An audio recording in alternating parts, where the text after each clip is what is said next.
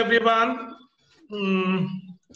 Last class we had some disturbances, but nonetheless, let us quickly review what we did in the previous class.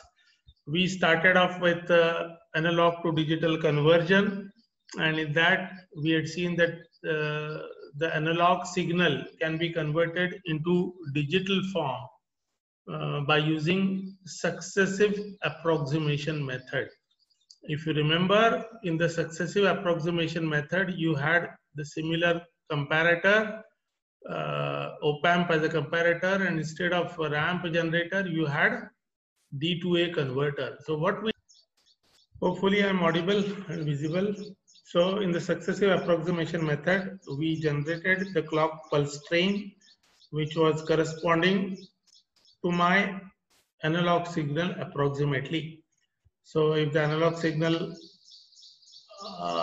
was 8 volts, I would be generating the clock pulses which were equivalent to maybe 7.5 volts.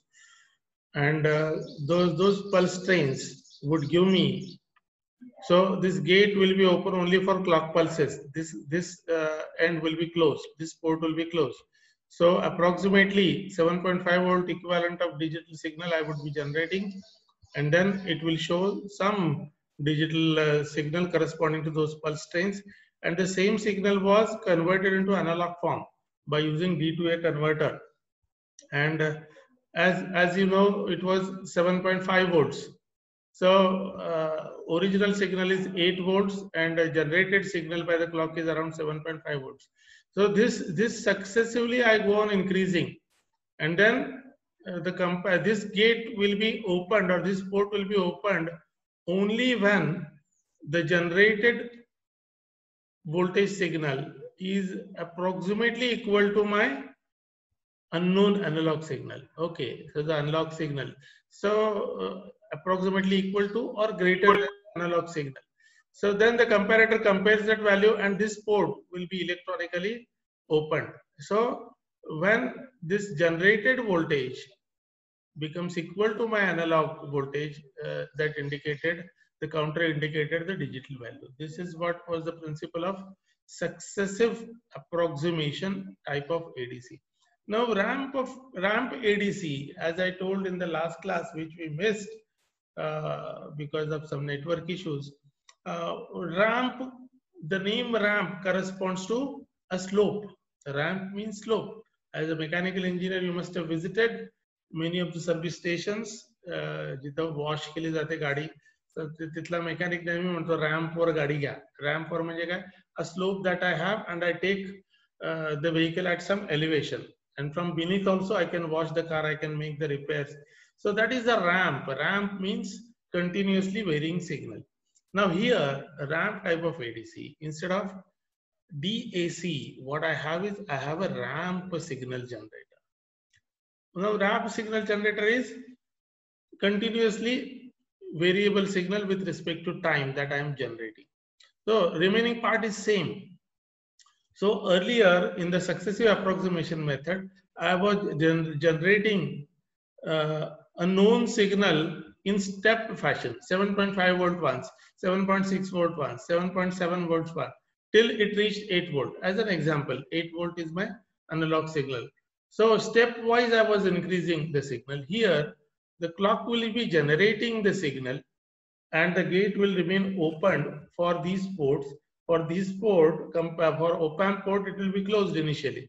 So the clock will generate the continuously variable signal, so that it will be given to your ramp generator. Here also, the digital pulse train will be converted to analog voltage in a ramped fashion, in a continuously increasing fashion. So that ramp voltage is given to my operational amplifier, which is a comparator here. Okay, so comparator continuously, earlier in the successive approximation, as and when the signal is there, it used to compare. As and when I received a step signal, it used to compare. Now in ramp ADC, my comparator will be comparing the ramp signal continuously. Till what point? Till the ramp generated signal becomes equal to my analog signal. So the job of the comparator or the op-amp as a comparator is same. It keeps on comparing this generated voltage by my RAM generator to the unknown analog input signal. So as and when this generated signal becomes equal to my analog signal, this port remains closed. Once it becomes equal to or greater than the analog signal, once the generated signal, ramp generated signal becomes equal to or more than my unknown analog signal, then this port will be opened. And in that case, this clock port will be closed. This port will also be closed. So then at that time, when this unknown analog signal becomes equal to my generated signal, at that time, this port will be opened and the counter will show a digital number. That will be the number corresponding to my analog input signal. This is what is the principle of ramp ADC. The chances are that you may not understand so many things, but you have to keep on reading, and some basics we should know. Gate is sort of a switch. It allows the ports to open as and when required. We have got different types of gates. If we need, we'll just brush up in the digital signal class. We'll brush up these gate concept, clock concept we already discussed. And more than that, yesterday only, for your information, yesterday only I have uploaded the Bolton PDF copy. Okay, it is in Unit 1 notes part. In our Google Classroom, you'll find the book by the book on mechatronics by W. Bolton. Okay, which is our textbook, and from that book only I have taken all these points and I have prepared my PPT. Okay, so keep that in mind and enroll yourself for our Google Classroom, and if required, you can download that soft copy of the book and start studying. So this ramp ADC is used as a A to D converter. Hello. So class ನಡೆದ ಆಮೇಲೆ ಮಾತಾಡ್ತಾರೆ.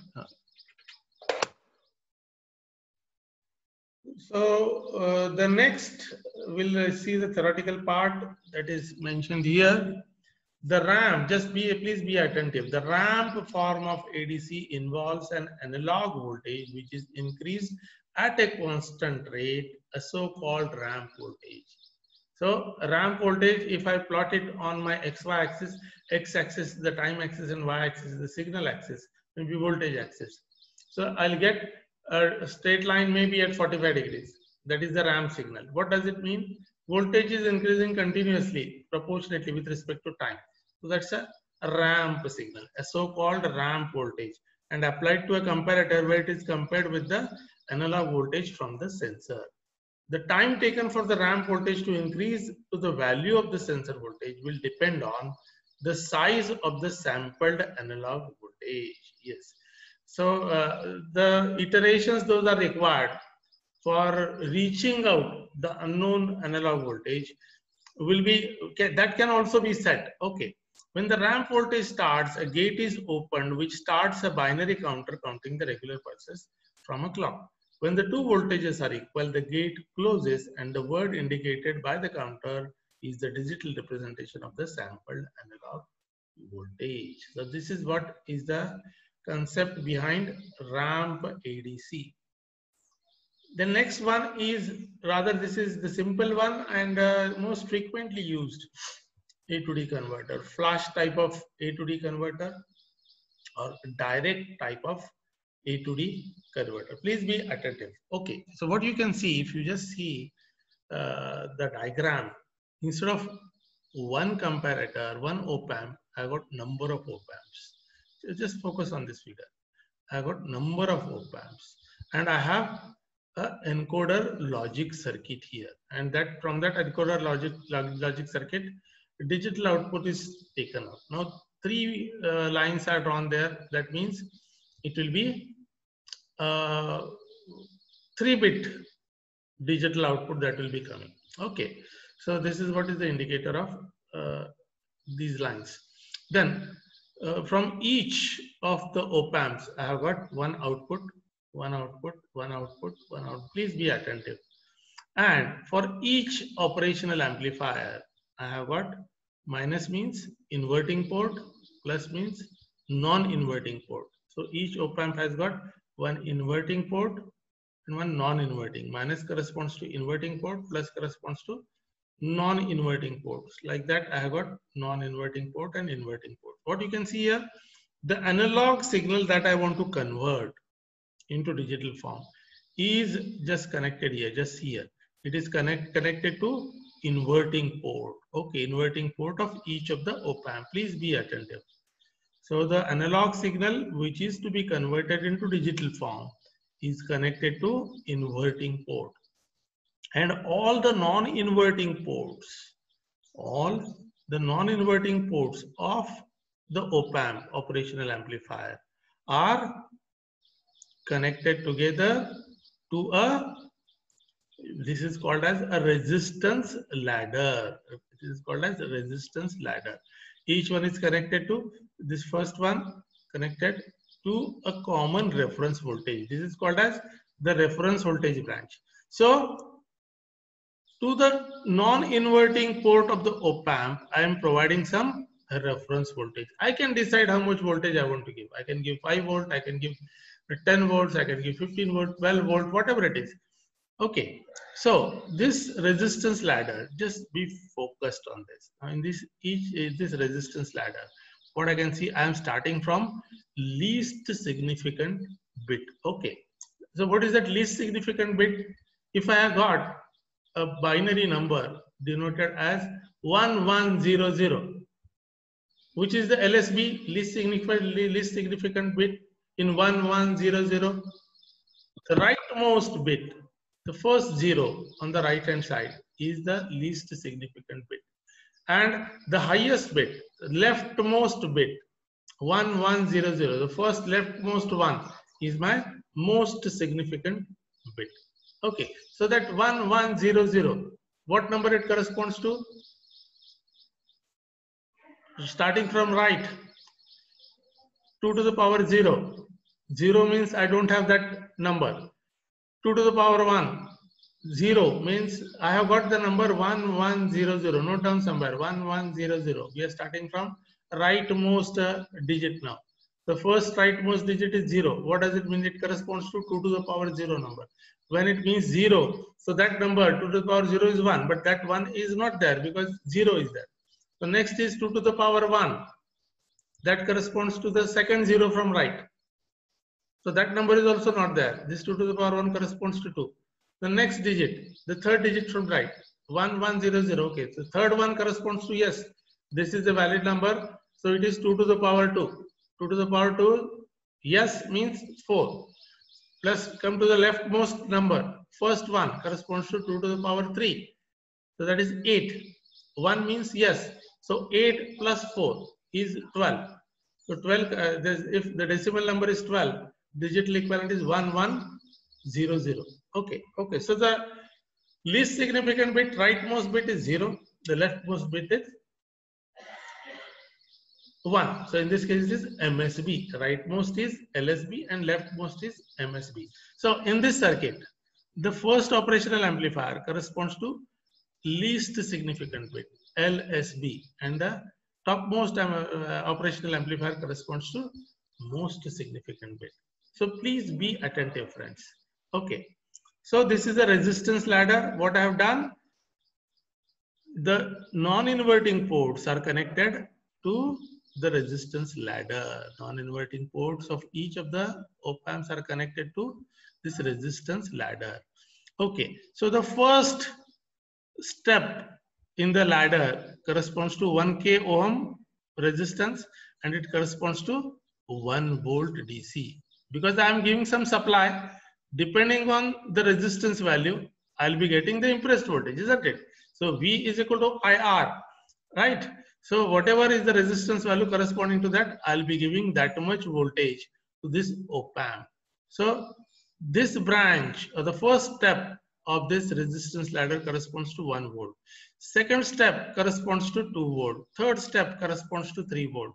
Fourth step corresponds to 4, 5, 6, 7. So 7 resistances I have. Then I have got 3K ohm or 3 kilo ohm resistance, and then I have got one more step. 8th step corresponding to 10 volt DC. This is called as the resistance ladder. Remember, our objective is to convert the analog signal into equivalent digital signal. Okay. Now let us take the case. Now, my analog input, let us say it is corresponding to 2.5 volt DC. Okay. Just to understand, 2.5 volt DC. So what will happen? This signal is given here. It will be compared. 2.5 volt will be compared. This op-amp is acting as a comparator. It will be compared at this step. How much is the voltage? At this step, the voltage is 1. Okay. So 2.5 volt is greater than 1 volt. 2.5 volt is greater than 1 volt. So it will generate, yes, 1. Yes, it is more than. If the signal is more than 1 volt, it will say 1. Okay, digital 1. So 1 will be coded here in the encoder logic. Then second step, 2 volt. 2.5 volt is greater than 2 volts, isn't it? So this op-amp also compare. My unknown voltage is 2.5 volt and presently I am giving the input voltage as 2 volts. So 2.5 volt is greater than 2 volt. So yes, so this will also generate bit 1. Okay, so next step. This is my 2.5 volt. Here I am generating 3 volt. So what does it mean? 2.5 volt is less than 3 volt. So it will generate 0. Likewise, so beyond 3 volt, it will generate 0, 0, 0. Up to 2 volt, it will be generating 1 and 1. So 1, 1. These will be generated. Now in the encoder logic circuit, what we have?